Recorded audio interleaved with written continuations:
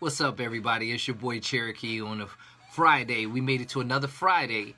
And today, I want to talk about mental nourishment. I want to talk about dream building. See, here's the deal. If we are busy dream building, we don't really have a lot of time for unnecessary drama. We don't have that much time to get caught up in things that's going to just do nothing but get us in trouble. All right? So, I talked about it before, but what I want to do, especially to the young guys and the young audience out there, young men and females, right? I want you to write down things that you want, but not just write it down as far as what you want. I want you to give it a deadline. I want you to give it a date on when you think it should materialize, come to pass. So if you're in high school listening to me, I want you to write down the goals, things that you want to do, things that you want to be. Who do you want to be? It's never too soon to know what you want to do. And for those of you that are older, it's never too late to do something that you want to do. You know, I'm going to tell you a couple stories. One of them, in 1999, I got into the resort world. A lot of you that follow me know this, right? But I slept in a car for 3 months while I was learning and mastering my craft. I didn't tell anybody why that was happening, because I mentally was like, you know what?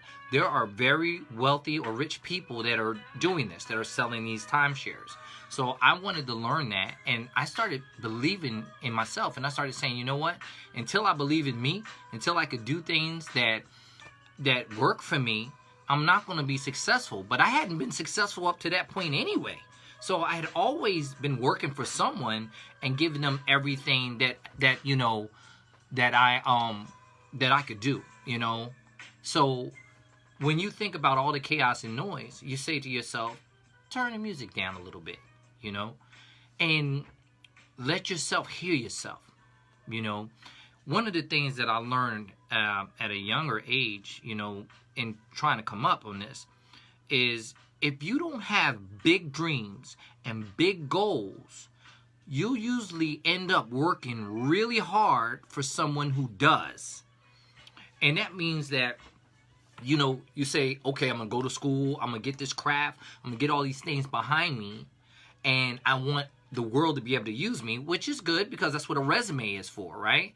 A resume says you went to school, you studied this, or, you know, you have experience in this, that, and the other, whatever it might be. For me, it was sales, right? And, you know, this is why you should hire me. What if we did the same thing for ourselves? And what if we erase the fear? We talked about this before. Fear is false evidence appearing real. False evidence appearing real. Fear, F-E-A-R. False evidence appearing real. I want you to say that. I want you to embrace it, embody it. Let yourself know that it's okay to be nervous about something, maybe even a little apprehensive. But here's the thing, fear actually stops people. That's why it's not good. It's not a really good emotion, because when you are afraid of something, a lot of times you won't move toward it. You'll run from it. And believe it or not, ladies and gentlemen, most of us run from a gift that we already possess. We have a gift. And what we do with that gift a lot of times is we use it as a hobby. We use a gift that God gave us as a hobby. And then we take a skill set that we possess and we go to work. We go to a job where we may not feel appreciated. We don't feel valued. As a matter of fact, we feel undervalued. That's what I'm talking about releasing that fear. And that dream being so big that nothing stops you. I understand that you have to work a job. I worked in the resort world for 10 years before I walked away from the resorts altogether in 2008. But before I walked away, I mastered all three major systems.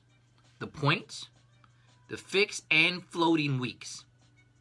So I wanted to know, how could I assist, you know, people that would get in front of me so I could actually be a servant to them? How could I fill a void First of all, find something that you love to do. And whatever that is, there's probably something that you could do in the work sector and get paid for it. When you find that and you're working in your passion, you work in your passion, you're never really working anymore from that point on, because you're doing something you love. Think about things that you love. Things that you love to do, you will do for free. You would do it for free and probably do, right? You have a lot of people that can do hair like nobody's business. But then what they do is go work in a salon for someone else. Or they're, a nail tech. They can do nails. And they do nails for someone that doesn't appreciate them. Or someone that, as long as you're here and as long as you're working these hours, and I'm getting this out, you're trading your time for dollars, you have a job. Until I say you don't. See, this is the kind of thing, the back and forth, cat and mouse game that a job presents a lot of times. A lot of successful people that taught me things. A job is just over broke. J-O-B. Just over broke. It means you're working hard enough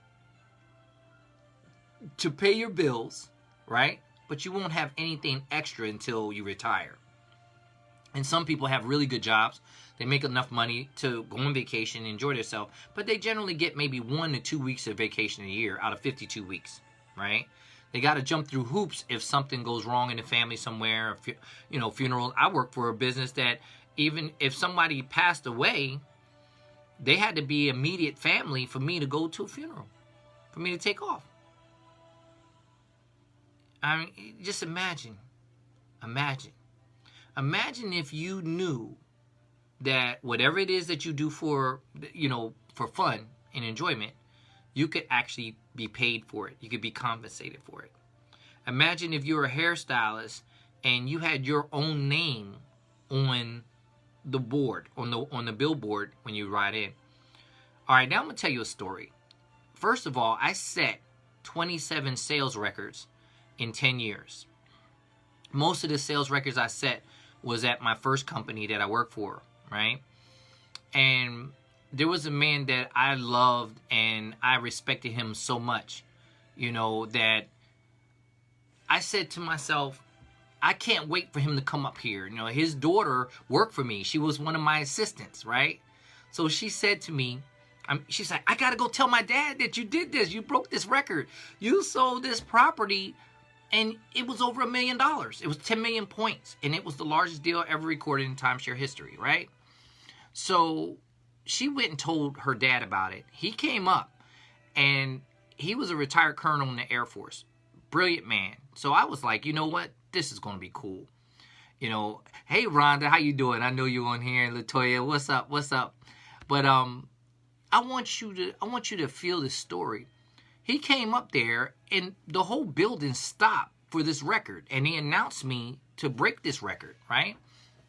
So I'm sitting there, waiting for him to hug me, pat me on the back, tell me how great I did and all this, that, and the other.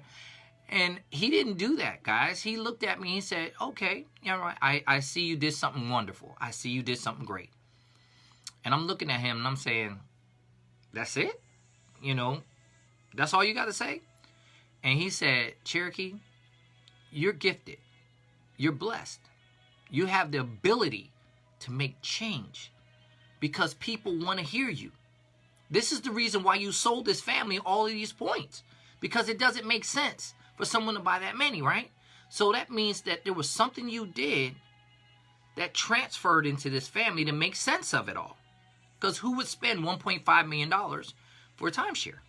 The average timeshare costs $20,000 for a 2-bedroom summer week. So I'm sitting here and people are still coming up to me, pat me on the back, hey, good job, great job, oh, you're the man.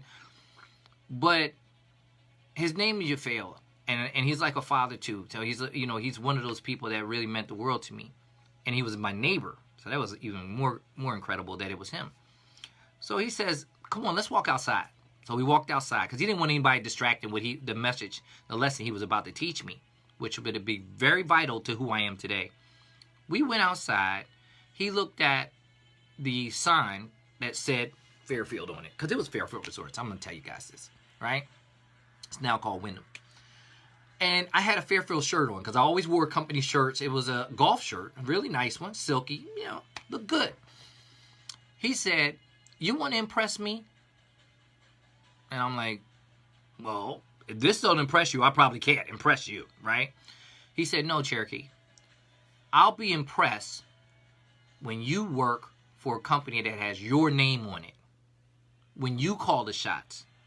Because if you're this great to sell for somebody else that kind of package, can you imagine what you'd be able to do if you called the shots?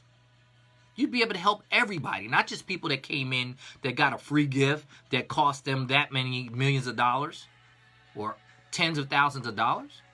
You'd be able to help that person that's saying, how do I get out of this timeshare? How do I rent this thing out? Like people told me I could. I just don't know how to do it." So, guys, it set in my mind that day. So now I wasn't upset anymore. I was just like challenged. I felt like, oh, here's another challenge. And a lot of times we need that. If you can read my shirt, it says, if it doesn't challenge you, it doesn't change you. So imagine going through a challenge like that. And that was back in 2002. I was on a mission from 2002 to work for myself. So, in speeding up the clock, in 2006, I created SeaTac. SeaTac Vacations. And it was under the water, the surface, if you will, because I was still working. Because I'll tell people, still do your job, but don't do it as if it's the end-all, be-all. Dream. Write it down. What do you want? How do you want it to be structured? Right? And then have the will and fortitude to make it happen, to will it to happen. You got to will this to happen. It's like there's no way this is not going to happen. This has got to happen. It's got to happen. And you become obsessed with your success, because you're not going to feel success until you have what it is you want. Another thing I want to make sure you understand.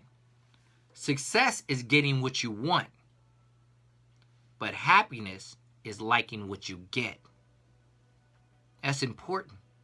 That's important. And I love working with young people because their minds are like clay. If you get them at a young enough age, you can actually steer them in the way they should go. Release the fear. Don't let them grow up in fear, no matter what it is, right? No matter what it is, there are things that we cannot control, and that's for God to take care of. But the things that we can control, we must. We must control what we can control. And one thing you can do is you can discipline yourself to get up. You can discipline yourself to get out of that bed, get in that shower, get yourself together, work out, do whatever you need to do to get yourself ready to face the world. Day in and day out. Work toward the goal. Because if you stand for nothing, you fall for anything.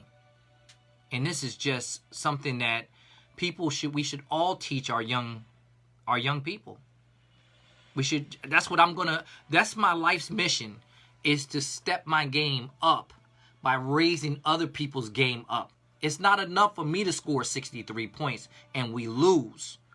If I score 60, I'll take 30 points and we win by 1 rather than score 63 and we lose by 1. I tell people all the time, it's better to be 3 hours early rather than 1 minute late.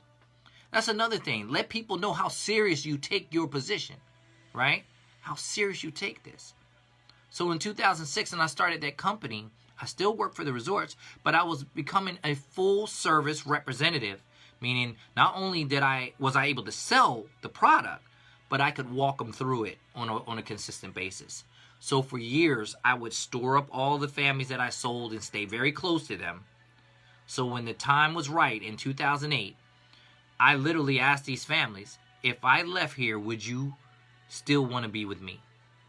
The answer was yes. And here we are in 2020. So the last 12 years, I've worked for myself and my clients. The money takes care of itself. I don't work for money. That's another thing I want to teach you guys. That's the hardest thing to teach, because in our school grade years, we're always taught to prepare to work for money. Work for money. Get a good education so you can get a good job. You can get a good pay. You buy a nice house, buy a nice car, take a vacation or two, retire, and then live the American dream. What about all the people that don't make it to live that long? My mother died at 62, 3 years before she could really retire, and she got fired from the job that she had been involved in for over 30 years because of nepotism. They wanted to move in a family member. No control, no say-so of how your life can go. If you work for someone that doesn't appreciate you, think about what your boss actually is capable of doing. Whoever, and this is not to knock anybody, if you're working a good job and you love it, hey, I'm not talking to you right now. Who I'm talking to are people that are miserable in where they are at employment-wise, right? If you're going to be miserable, if you're going to hurt, if you're going to suffer, get a reward from it. Because your employer can tell you where you can live, how big your house can be, what kind of car you can drive, where you can put your kids in school, what level education they have, what kind of insurance can you have, what vacations can you take, and how many vacations can you take while they're doing everything else. Now, like I said before, I'm an employer myself, so I'm not knocking the fact that if someone else has a dream and they have released fear enough to where you are comfortable, and there's another word, if you're that comfortable working for someone else, then we can't get too upset about the boss being able to take these elaborate vacations on your time and your effort, right? It's no different than when we talk about the President of the United States. I don't want to get too deep in the politic world, but I'm going to say it. Donald Trump won the election by a little over 100,000 votes, right? And there's a lot of people that say, I can't stand him. He shouldn't be in the White House. He doesn't care about the people. He only cares about himself. But I ask people, who did you vote for? And here's a number, it's staggering. Well, about 2.5 million people didn't even vote in 2016. So how can you speak on what's going on now? You had a voice and you didn't use it. Well, I say the same thing about your dreams. You have a dream and you won't live it. What are you afraid of? The sun is now down, right? It's not coming back up until tomorrow morning. God willing, you're going to wake up. Be better tomorrow than you were today. Be better tomorrow than you were today. I'm reminded of a story. I love telling stories, so here's another one. You have an ant and your grasshopper. Stop me if you heard this before. No. You got an ant and a grasshopper. And the grasshopper hops up to the ant. The ant is walking with his family and he's carrying stuff, right? And it's springtime. Like now, right? Summer was summer, right? But it's springtime at this point. The ant is looking at the grasshopper playing and having fun, right? The grasshopper says to the ant, hey man, come on, let's go play. Let's go have some fun. The ant says, well, I can't play right now. I got work to do. So he has to take the food down into their lair, right? The colony. So then all of a sudden summer comes and the grasshopper sees the ant, says it again. Hey, come on, man. It's nice out. Let's go play. Let's go have fun. And the ant says again, hey, I can't play until I finish my chores. I got to work. I got to keep going. I got to keep going. The fall comes. The ant says, he's carrying the stuff with his family again. Grasshopper comes hopping up. Hey, man, it's fall. We're going to lose all this great weather. Let's go play. Let's go have fun.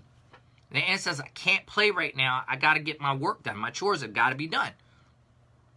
The winter comes. The grasshopper dies for freezing to death. No food. No shelter. The ant pick him up and take him to the colony. And that ant can play now. The moral of that story is, don't get so caught up in the summer. Don't lose your life over one summer. because winter's coming. When winter comes, I want you to be ready. Be ready. If you stay ready, you don't have to get ready. See, winners never quit. And quitters never win. The only way you lose is if you give up. So never give up. Never, never, never give up. And when you hit that goal, and you will, because you just won't stop, you'll realize the lesson. It's not the skill as much as it's the will. It's one thing to have skill, and that's a great thing. But teamwork makes the dream work. If you have a great team, you will beat an individual. A great individual cannot beat a great team. That's just facts. That's just facts. I love you all. And I hope these words mean something. I'm talking to you right now from my office. Nice, quiet, peaceful. For those of you that don't know me, I hope we do one day get to know each other. We get to see each other. But in the meantime, I hope this is working for you. I hope you share this with your children. And men out there, be a man about it. Teach your children how to survive. Treat your children's mother like a queen that she is. And queens, be queens. My message is always going to be the same at the end of the day. Treat people the way you want to be treated. And teach people how you want to be treated. Don't settle. Those that settle for less usually get less than they settle for. If you settle for less, don't be surprised when you get less than you settle for. Aim high. Write your goals down. Write a strategy, a strategic strategy. That's the difference between a fantasy and a dream. See, a fantasy is a dream that you're not willing to work for. So it's not going to materialize. It's not going to happen. It's not going to happen. But the dream turns into a goal the moment you write it down. And once you write it down, write a plan of action. How do you attain that goal? And write yourself a deadline date. A deadline date. I said I wanted to work in the resort world for 10 years. And I wanted to have myself together in school and everything that I needed to do. Real estate classes at night while I was working in the resorts. And I didn't complain. I was tired, but I didn't complain about it. Because I knew what the end result would be if I continue to push myself. And here we are, ladies and gentlemen. In my 30s, I walked away from corporate America. And I'm proud to say that. I can't complain about who doesn't want me to be successful, who doesn't want me to be, able to have this notoriety and all this other stuff. I'm in magazines, I'm in newspapers. I've been blessed to do a lot of things. So I can't say that the world doesn't want me to be successful. But what I can tell you is the world doesn't care if you're successful or not. So if you're successful, the world don't care. If you're unsuccessful, the world doesn't care. The world don't care if you're black, white, Chinese, Jamaican. It doesn't matter. Your nationality means nothing to success. You either are or you're not. That's all it just is. And then it's our job to pay it forward. Teach others how we got to where we got. Share the story. That's why I wrote the book, The Champion Within. And I hope you guys go to my podcast that's airing. We've got 36 episodes, and I'm either interviewing somebody or I'm talking like we're doing right now. And you can always go and listen to that on the Cherokee Edwards Inspires. I love you guys. That's my time for tonight. And like I said, dream big. Work hard. Work smart. Right? And remember, some bridges need to be burned. It prevents you from going to places you shouldn't have been in the first place. So don't be afraid to burn bridges. I know people have always said, don't burn your bridges because you never know when you want to cross them again. Well, guess what? Some bridges should never be crossed in the first place. Burn the bridge. Burn the ships. See, once you get to land that you need to fight to stay on, burn the ship so you can't run back. Now everybody's got to fight. You got to fight. Some things are worth fighting for. I love you, and I'll talk to you next time. Peace.